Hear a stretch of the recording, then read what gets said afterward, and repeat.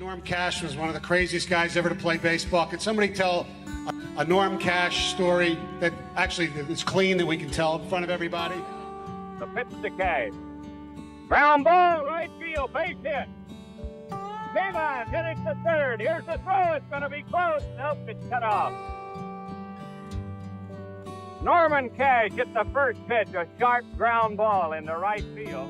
The Detroit Tigers he faces this afternoon. Pass at the first pitch. Base hit. Another run is in. Hayline racing to third. And a lot of times we'd play a night game and then the next day was a day game.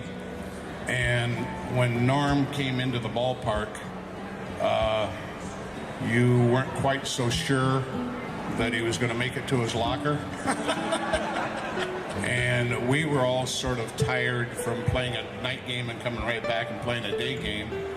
But after he took a shower, jumped in a hot tub, took another cold shower, back into the hot tub, another cold shower, all of a sudden he would perk up, he would put his uniform on, and he'd jump up and he'd click his heels and say, "Let's go, boys, and get him." And you would say, "Well, if he can wake up, we can too." When Norm came to the plate, I saw that he didn't have a baseball bat in his hand. I didn't know what it was.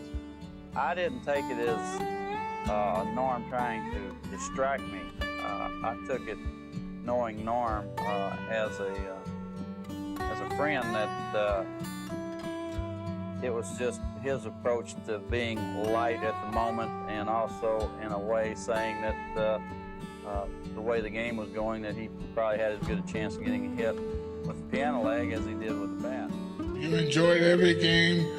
You lived life on the field as well as off the field.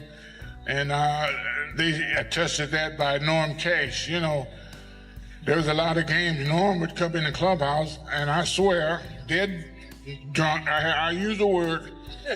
First thing he'd do, he'd go in the trainer's room, drink a bottle of Pepto-Bismol, get in the shower, take a hot shower and a cold shower, and he'd tell the pitchers, "If you can hold them for 7, I'll be ready." Here's Robert Fick, another man who's counted on in the future, wearing Norm Cash's number 25. Remember, Al told him he'd hit a home run today. Oh, And he did! that is! There she goes! And it is on the roof! You know, hitting home runs, and you don't know what it is playing with a guy like Norm Cash, but I guarantee you every team needs a guy like Norm Cash to win. Imagine you are Nolan Ryan. You are 2 outs away from a no-hitter. The entire stadium is holding its breath. And then the next batter walks out of the dugout carrying a table leg. That was Norm Cash, and that moment tells you everything you need to know about the man they called Stormin Norman. Today, the legends of Major League Baseball are going to tell you exactly how frightening Norm Cash really was. On the field, in the dugout, and in the moments that defined an era. Drop a comment right now if you have ever heard of Norm Cash, and stay until the end, because what he did in Game 7 of the World Series will stay with you.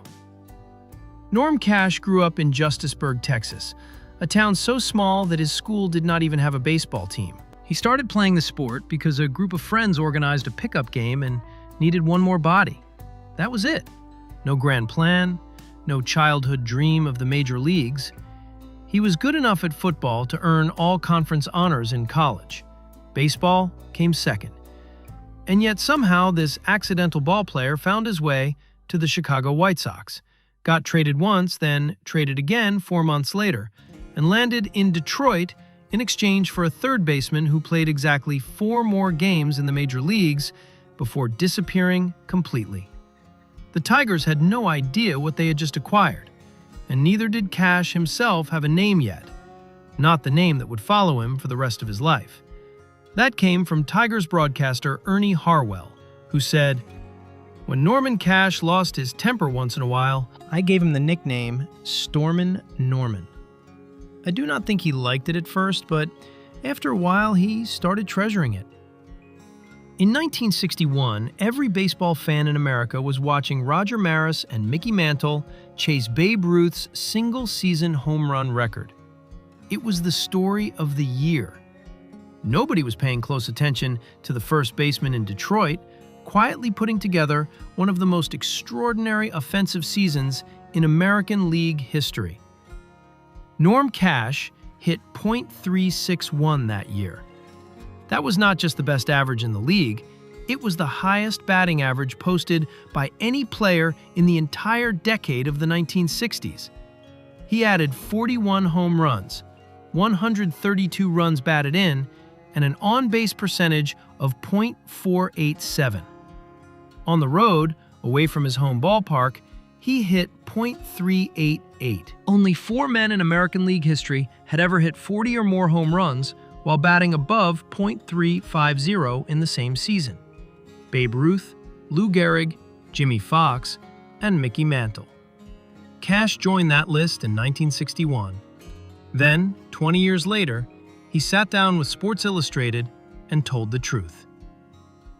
"I owe my success to expansion pitching, a short right field fence, and my hollow bats." Cash had used a corked bat throughout the entire 1961 season. He did not just admit it, he showed the writer exactly how he made one. The American League was aware of the situation and chose not to investigate. Some Detroit fans were not forgiving.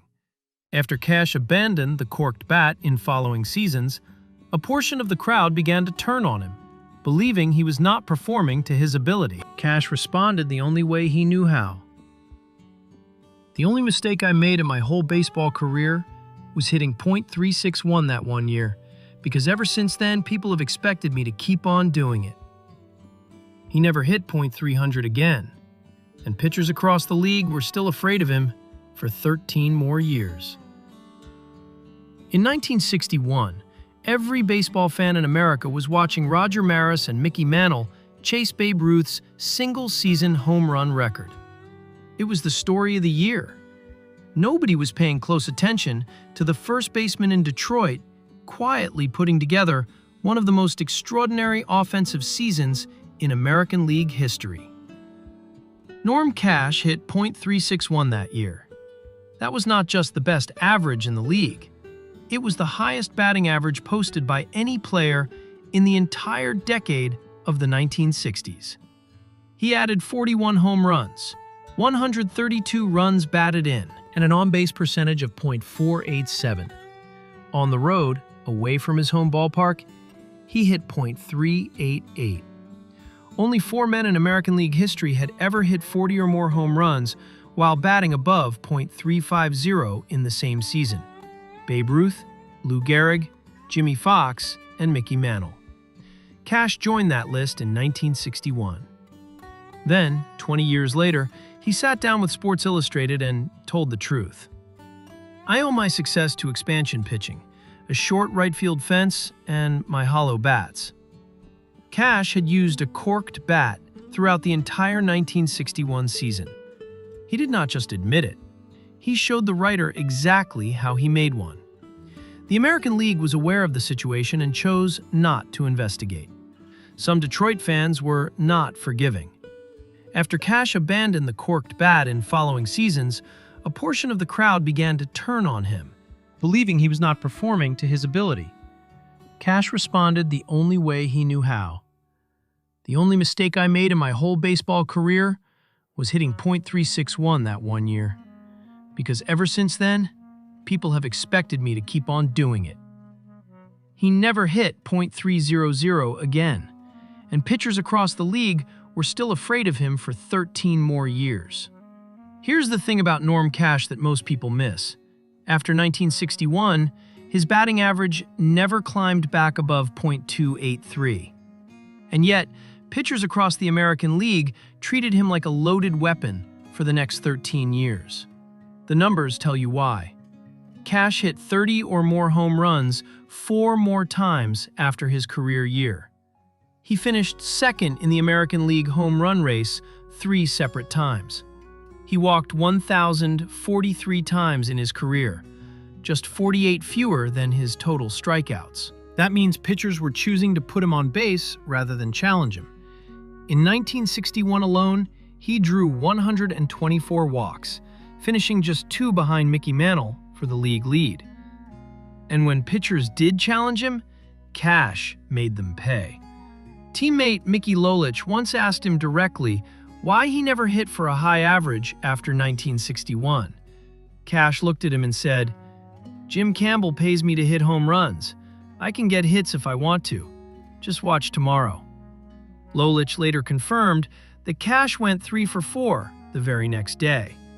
What made Cash truly dangerous was something even his opponents rarely talked about. Beyond the power, he was one of the finest defensive first basemen of his generation.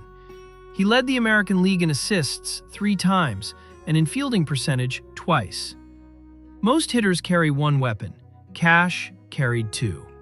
Al Kaline, his longtime teammate, put it simply: he always came ready to play. People do not know this, but he often played injured, like the time he had a broken finger. There is a moment that captures Norm Cash better than any statistic ever could. During a rain delay, Cash was standing on second base when play was stopped. When the game resumed, he was standing on third. Another time, he was caught in a rundown between first and second, about to be tagged out. He stopped completely, turned to the umpire, and formed a T-shape with his hands, the universal signal for a timeout, as if he were coaching a basketball game. He was called out. He did not care. Then there was the afternoon he missed a foul ball that drifted into the stands.